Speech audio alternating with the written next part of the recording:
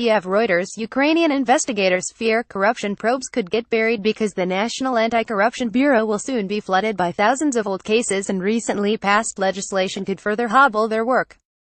File photo. A member of the National Anti-Corruption Bureau of Ukraine stands guard next to a defendant's cage during a court hearing in Kiev, Ukraine, April 21, 2017. Picture taken April 21, 2017. REUTERSValentyn OgirenkoTheir comments spotlight Kiev's patchy record on fighting corruption, which has delayed billions in aid from international donors who have supported Ukraine since the 2014 Maidan protests brought pro-Western forces to power.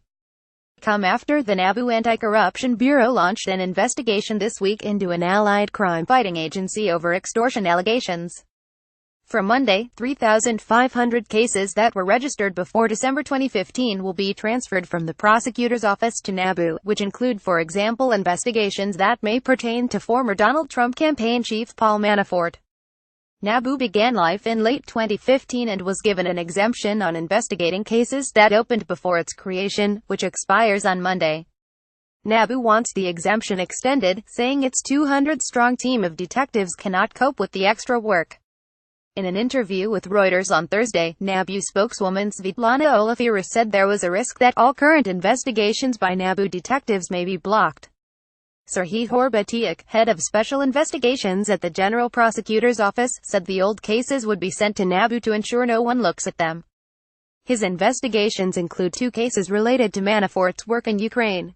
They will simply lie around and not be looked at, he said in an interview at his office. My opinion is that this is done deliberately to ensure that crimes linked to former senior officials are either simply not investigated, or obstacles are created that prevented the investigation.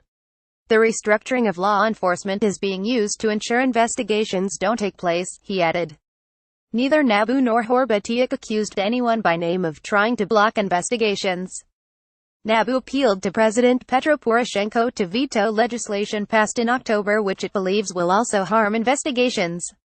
The law, according to NABU, will put 2 strict limits on the time allowed for an investigation before it can be dismissed, while also making it more cumbersome for police to obtain permission from courts to open probes.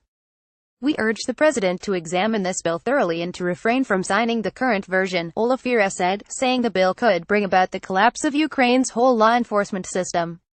The president's office did not immediately respond to a request for comment.